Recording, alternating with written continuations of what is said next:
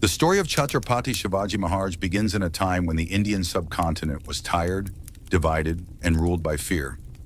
Empires rose by force, survived through oppression, and collapsed under their own cruelty.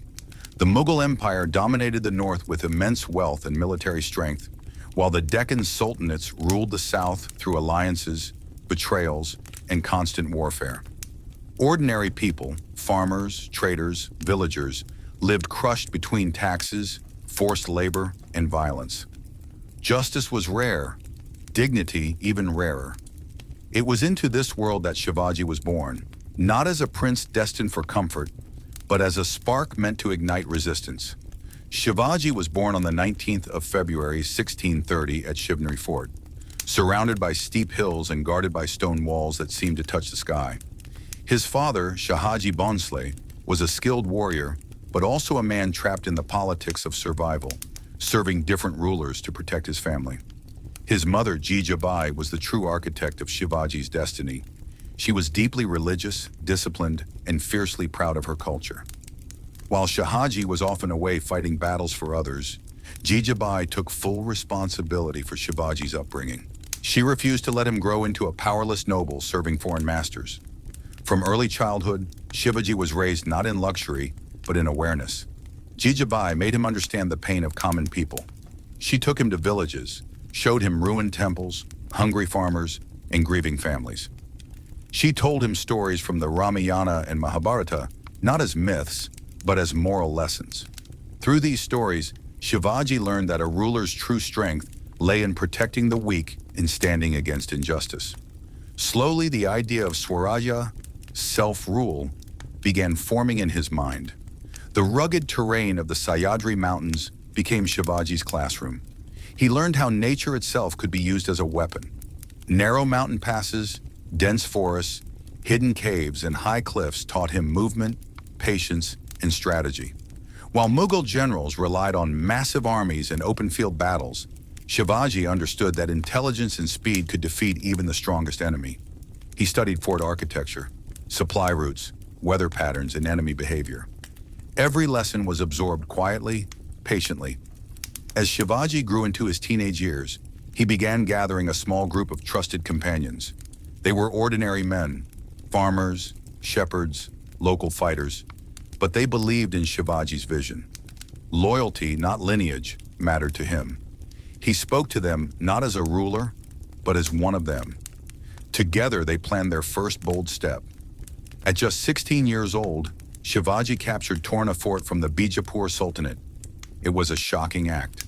A teenage boy had openly challenged an established empire. Soon after, Kundana and Rajgad followed. These victories were achieved with minimal bloodshed, proving Shivaji's belief that strategy could overpower brute force. With each captured fort, Shivaji's confidence grew, but so did the fear of his enemies. The Bijapur Sultanate decided to eliminate him.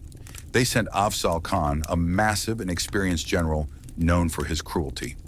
Afzal Khan marched towards Shivaji's territory, destroying temples and villages along the way, trying to force Shivaji into surrender or rash action. Shivaji did neither. He understood Afzal Khan's mind and prepared carefully. Shivaji agreed to meet Afzal Khan at the base of Pratapgad fort, pretending submission.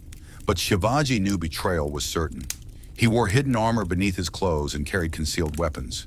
During the meeting, Afzal Khan attempted to kill Shivaji during an embrace. In a moment that would echo through history, Shivaji struck first, killing Afzal Khan. At his signal, Maratha forces attacked the enemy camp from the hills, completely destroying Afzal Khan's army. This victory transformed Shivaji from a regional rebel into a legendary leader. People from across the Deccan began to see Shivaji as a protector. Farmers supported him, villagers hid his soldiers, and intelligence networks formed naturally. Shivaji strictly enforced discipline among his troops. Looting civilians, harming women, or insulting religion was forbidden. Soldiers who violated these rules were punished severely. This moral code set Shivaji apart from all other rulers of his time. The Mughal Emperor Aurangzeb soon took notice. Aurangzeb ruled with strict religious intolerance and absolute authority. He saw Shivaji as a dangerous challenge, not just militarily, but ideologically. Shivaji represented a ruler who fought for dignity, not domination. In 1664, Shivaji attacked Surat, one of the richest Mughal ports. The attack was swift and controlled. Shivaji ensured civilians, traders, and religious institutions were protected.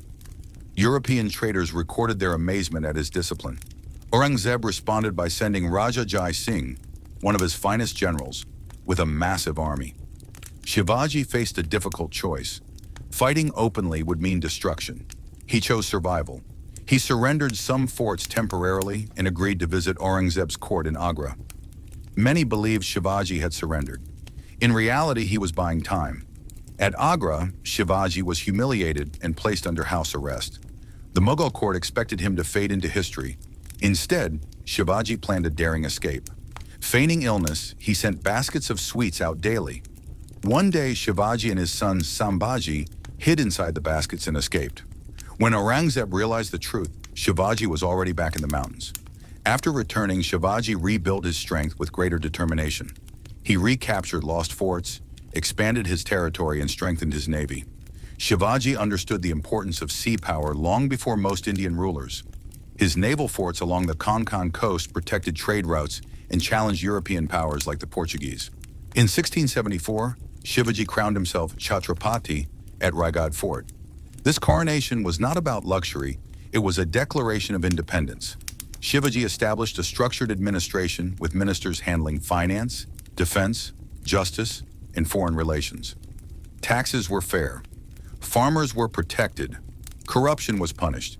Shivaji respected all religions and appointed Muslims to high positions, proving his fight was against oppression, not faith. Despite constant warfare, Shivaji remained accessible to his people. He listened to grievances personally and ensured justice. His leadership transformed the Maratha state into a disciplined and resilient power. Even after his death in 1680, the empire he founded continued to resist Mughal dominance. Aurangzeb spent the rest of his life fighting the Marathas, draining Mughal strength until the empire weakened permanently. Chhatrapati Shivaji Maharaj did not rule the largest empire, nor did he command the biggest armies, but he changed the meaning of power. He proved that courage, intelligence, discipline, and connection to the people could reshape history. Today, centuries later, his forts still stand, his name still inspires, and his vision of Swarajya continues to live wherever freedom and dignity are valued.